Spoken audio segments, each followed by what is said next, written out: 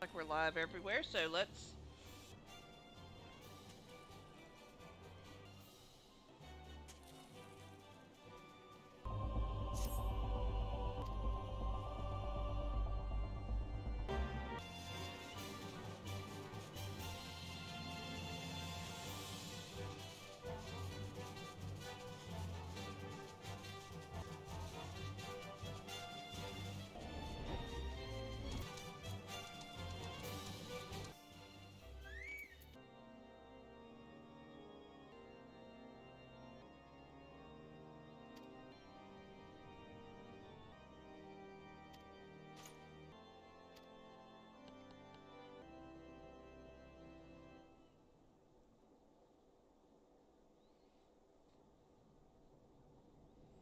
Out us.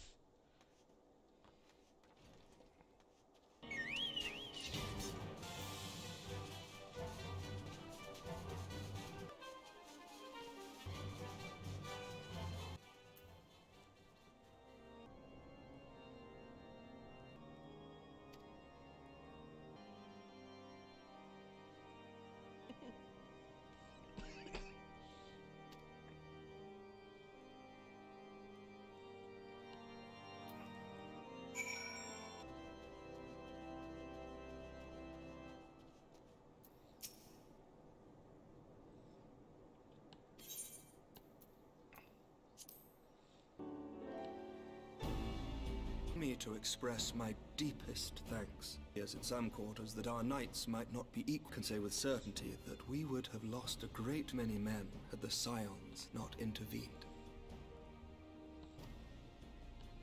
Then the argument move against Nautalon. Tabled, but since the calamity, 2 vigils have fallen to the Horde. Solution may prompt a guard, and there is naught like a... At the very least, this should see may even feel moved to grant us its formal endorsement. Scions shall be compensated for their service. As a... That we too have a vested interest in watching Dravon. I see. Sir Emmerich, if I... Are not infallible. I request... Of course, were taken by your enemies. Your own interests. She likes. One who comes from good stock. I did not. Yet here I am now. Why do you suppose that is? And beliefs. You are correct. A troublesome obstacle to our enemies from the sea. Sarcasm. As one born of necessity. Yet as a port to outsiders. The light. Nevertheless. I must apologize for my... Not at all. My duties may prevent me from meeting with you. We are but wary of speaking too free of one mind, for the sake of Ishgard, and of... Should all... as one can find in my homeland.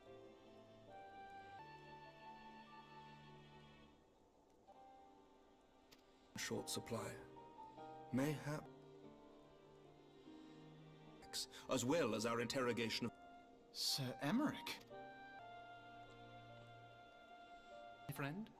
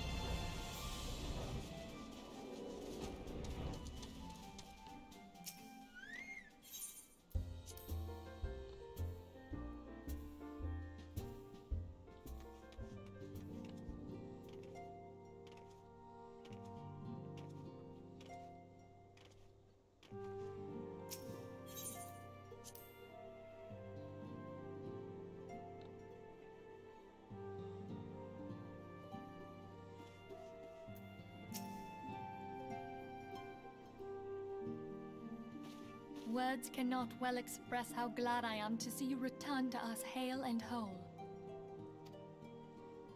Needless to say, I am most eager to hear your account of that which occurred in Curthis, assuming you're ready to speak of it. Excellent. I shall summon the others at once.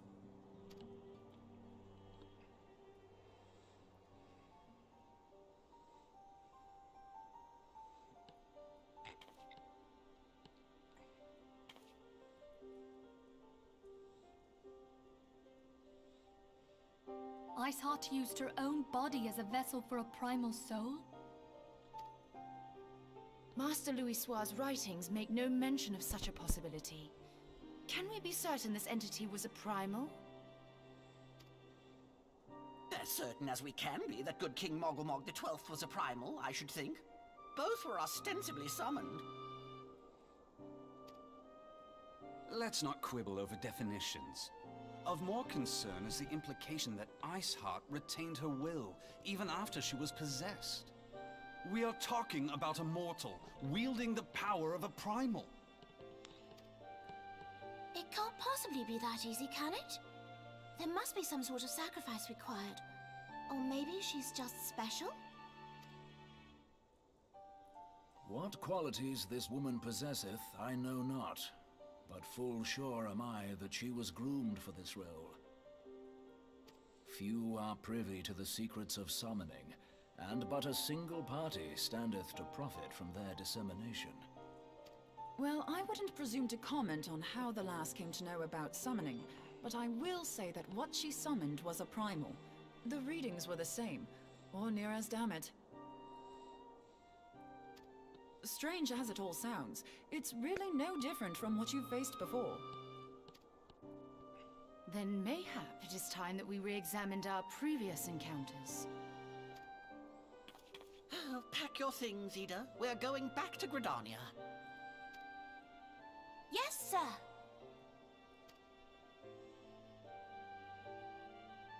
About Iceheart's final words to you. Hear, feel, think. Hydaelyn speaks to her as well. If Iceheart is blessed with the power of the Echo, she will doubtless have used it to further her goals. Or could it be that it was a revelation granted her by the Echo which first set her on this path? She did say that the Ishgardians were blind to the truth. Do you think she has knowledge of the origins of the Ishgardian-Dravanian War? It would do much to explain her unwavering conviction. Did not the Lady Iceheart implore thee to seek the Keeper of the Lake? And did she not imply that in so doing thou wouldst come to see with eyes unclouded? Midgard-Zoma was a king amongst kings who reigned for centuries on end. But he is dead and his wisdom lost to the ages. Unless the Ishgardians' fears are well-founded. It would seem we have yet another reason to stand watch over the Keeper of the Lake. For a mercy, we are well positioned to do so. Iceheart, Shiva, Ascians, and Midgard-Zoma. I shudder to think how they're all connected.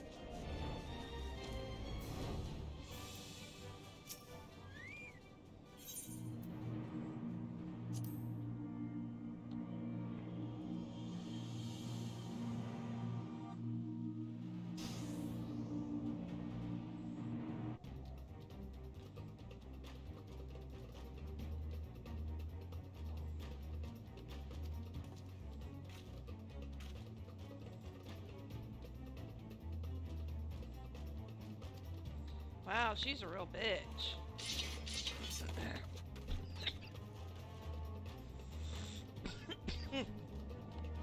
Man, my allergies.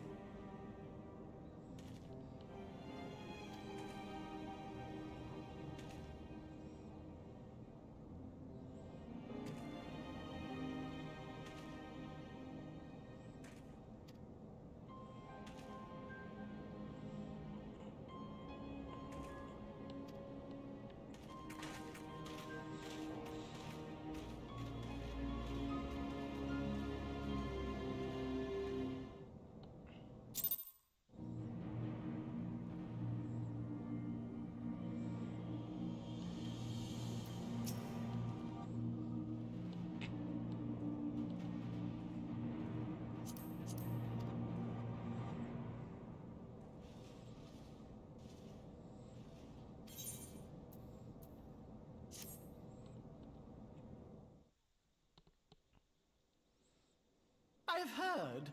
Truly bothersome business. Oh, not this asshole. No, I do not foresee a problem on that front. The main concern is Roban. There is no telling what the brute might do. Have the Blades watch him in the flames day and night. You may leave the Sultana to me. I shall personally attend her grace.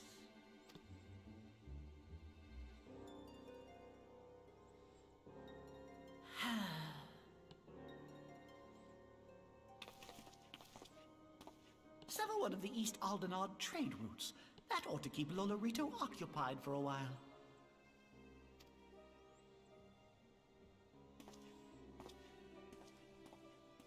Nanamo Ulnamo.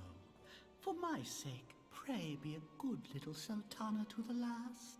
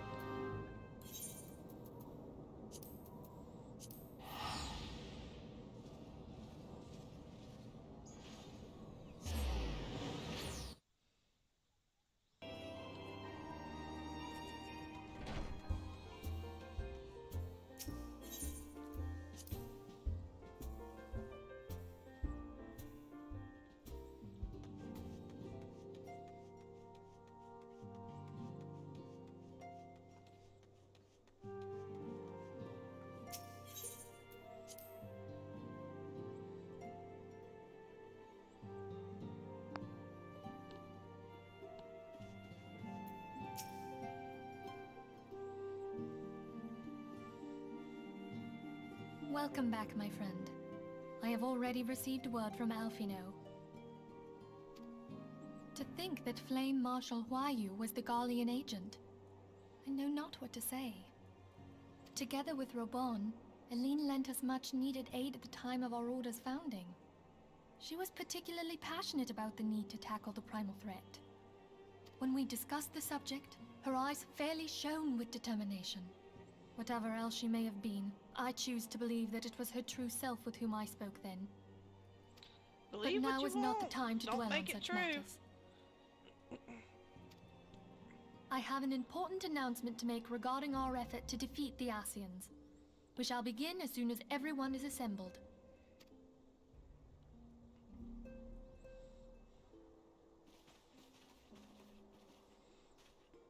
My thanks for coming, friends. Moonbreeder, the floor is yours. By now, I'm sure you're all familiar with White Auracite, the miraculous material that'll allow us to capture Asian souls. Back at Snowcloak, we verified its ability to absorb vast amounts of ether. Alas, it leaves something to be desired in the area of stability. The stone can only store ether for a short while before expelling its contents. In addition to Auracite's inherent limitations, we must needs be wary of our enemy's strength. Our foe draweth upon an infinite wellspring of power. Even should we succeed in entrapping him, the stone will not long contain his wrath. Meaning that, if we want to kill the swine, we'll have to be quick about it. 'Tis our belief that an Asian soul may be permanently undone, if smitten by a sufficiently concentrated burst of pure ether. The only trouble is, we can't say for sure how concentrated the burst needs to be. Without knowing how much ether an Asian soul is composed of, we're basically guessing.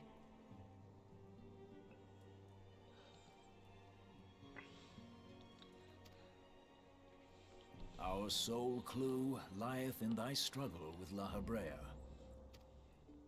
During that encounter, Heidelin bid you forge what she called a Blade of Light, a weapon which took the form of a luminous stream of energy. Based on your description, we believe the blade with which you vanquished your foe was composed of ether. Admittedly, your victory proved ephemeral, as La Habrea was able to use a crystal of darkness to flee into the space that lies between our world and the void. Be that as it may, it would be unwise to assume that she will do the same when we next encounter such a foe. Quite so, my lady. We must needs find the means to forge our own blade of ether, one to equal that which Heidelin did benevolently bestow upon her champion. That is all well and good, but it seems to me that producing such a blade will require a prodigious quantity of ether. Whence will it come, pray tell? Oh, what if we had 2 pieces of white Eorzea? One to trap the Ascian, and the other to store the ether for the blade. Oh, nice try. But it's as I said, the stone won't hold ether for any length of time. We'd still need to collect the stuff there and then, sorry to say. And therein lies the rub. Finding a way to create the blade whenever and where... 'Twould seem more research is in order.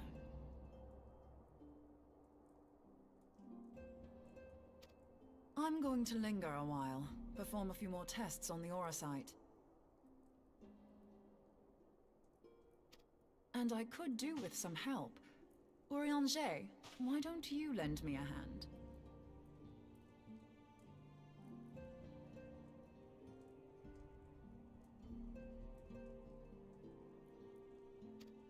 Mine apologies, but I am required at the Waking Sands. Lady Minfilia hath given me sole charge of the premises. 'Twould be unseemly to leave them unattended. Sole charge, you say? So you're basically alone there, then? Well, that settles it. I'll just have to come to you. She likes him.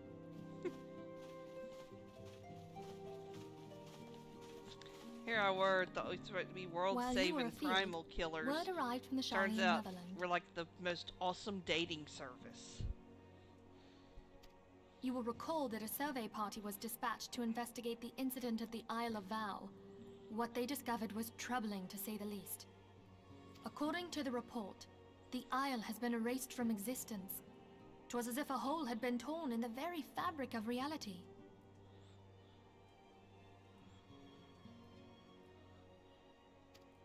Aye, yet the mystery endeth not with the Isle's disappearance.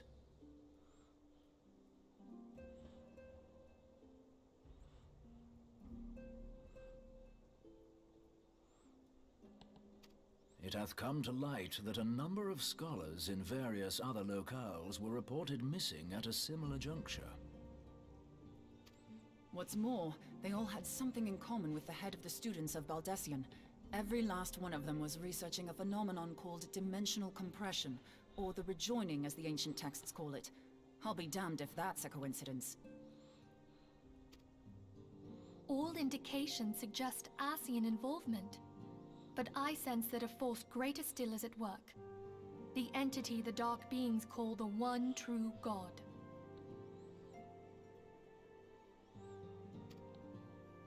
We must pray that my dear friend Kryl regains consciousness soon. If she bore witness to the Isle of Val's final moments, she may be able to shed some light on this mystery.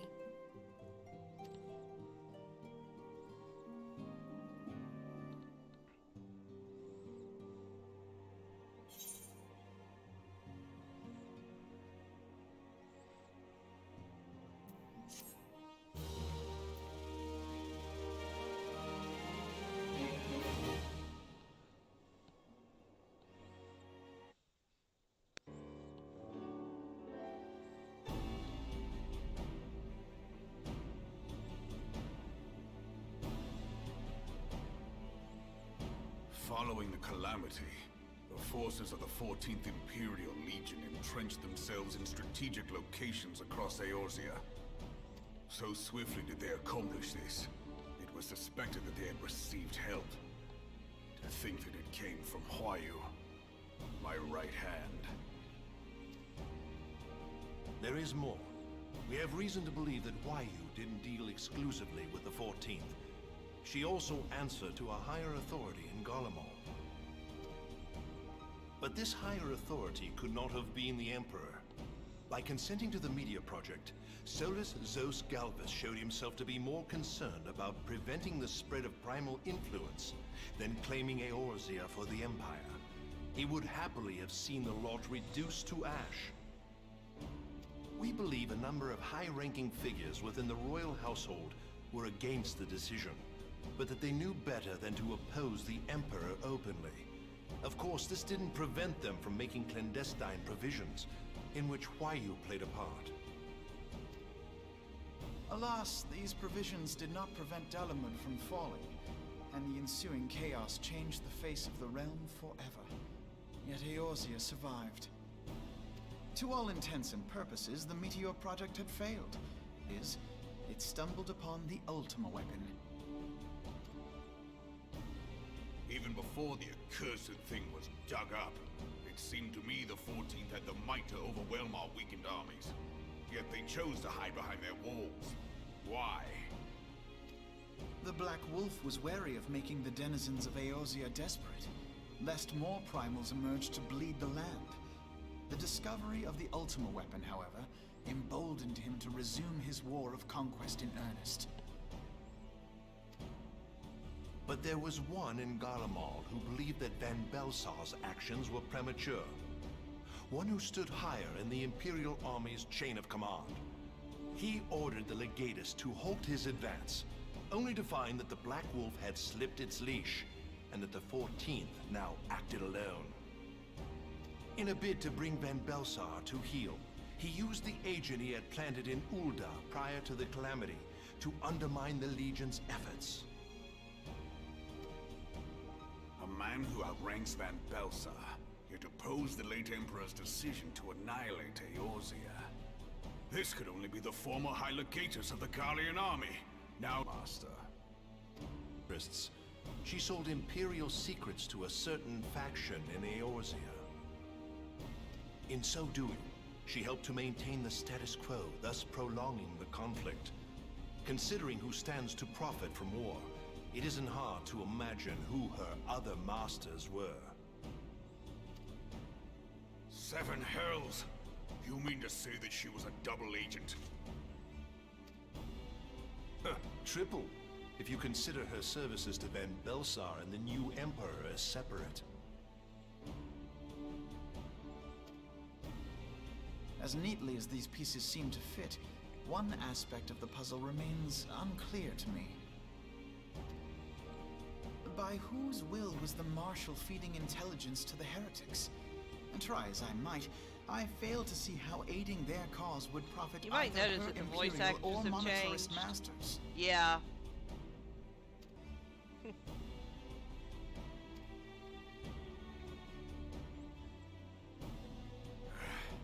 Not only have I lost a trusted friend, now I must interrogate her as a stranger. Not a pleasant task, I grant you, but a necessary one. Unless we weed out the ivy, root, stalk, and stem, it will simply grow back. I know that full well. Those closest to Huayu have already been detained, and I will question them alongside her. General, pray keep in mind that there may be unwitting abettors among them. All will be treated fairly. On that you have my word. Those who are innocent have no cause to fear. You have ever been a friend of truth, General. I hope the unpleasant task of weeding out falsehood will not detain you too long. Though it be for the sake of Eorzea, doubting one's comrades is poison to the soul.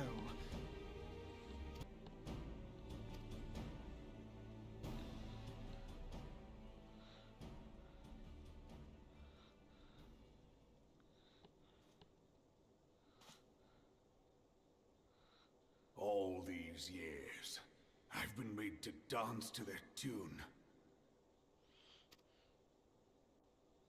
How could you, Huayu?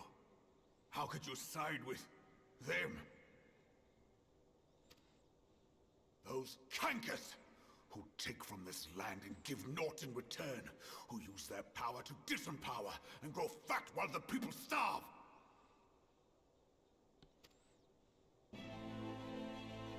I know you can hear me, monitorous scum!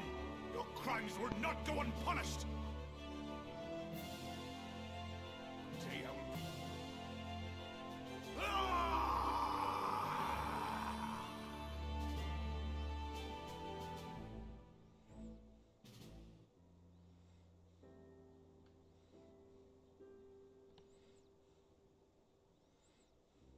I shall have no further need of you this day.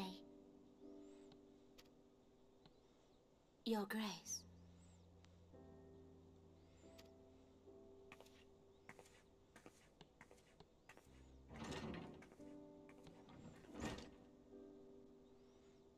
I fear that not even mine own chambers shall remain private for long. Has the situation grown so grim?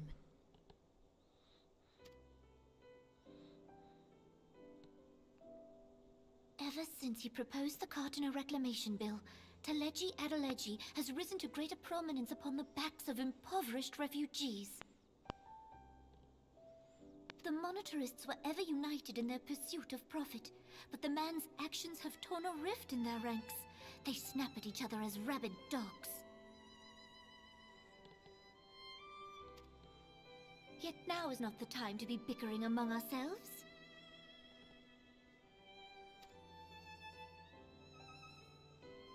If this bickering is a threat to law and order, might you not have grounds to dissolve the Syndicate?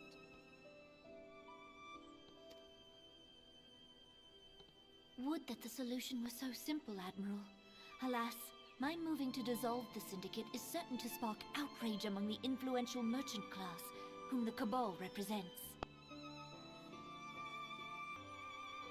Be they rich or poor, natives or refugees, all who reside in Ul'dah have a right to pursue happiness.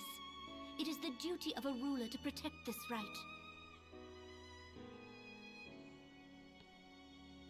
If I am to perform my duty, I must needs tread warily. It would not do to make enemies heedlessly.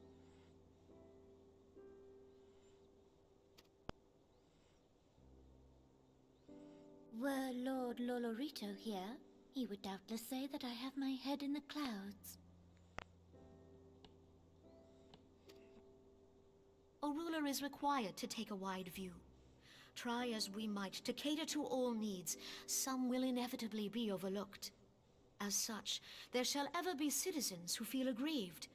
It cannot be helped.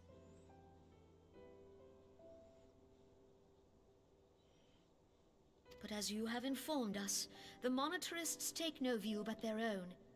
They hunger for power while the masses starve. In the absence of a common cause, it seems beyond any one individual to make Ul'dah whole. And the presence of a Garlean agent within the Immortal Flames only makes matters worse. Even accounting for Ul'dah's historic reliance upon mercenaries, such a grievous breach of security is unprecedented. I fear this business will provide the Monetarists with a rod to beat Rauban.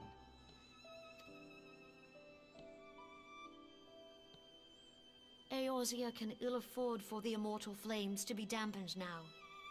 Ere long, the Garleans will turn their ravenous gaze toward our lands once more.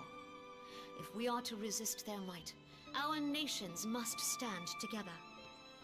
Yet for this to happen, our nations must be whole.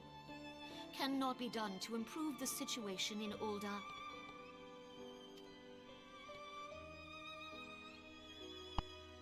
The true wealth of Ul'dah lies in the health, happiness, and hopes of her citizens. Alas, the citizens shall never know these things, so long as their lives are ruled by the ambitions of the few. The Monetarists claim to represent the best interests of the people, but in sooth they desire only to manipulate them for their own selfish ends. For the government to serve the people, it must be formed of the people. For Uldar to move forward, it is not only the Syndicate that must be dissolved.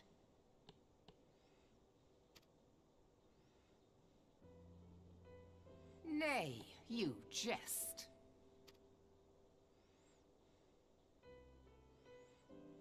My friends, it was for no other reason than to make known to you mine intent that I requested your presence here. When I make my declaration to the people, chaos shall inevitably ensue. As the last monarch in the line of Ul, I make unto you this request. Help Roban to preserve order and protect the people. Forsake them, and you forsake yourselves. For a strong Eorzea will ever have need of a strong Uldar.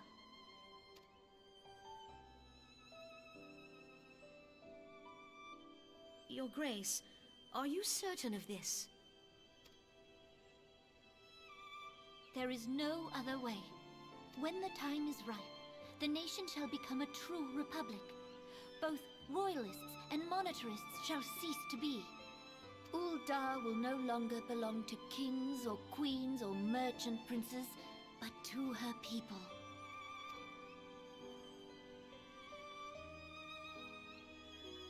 They think she's crazy. And she kinda is. Roban, forgive me for casting aside all that you have toiled for in my name. Beyond this gesture, I am powerless to help my subjects.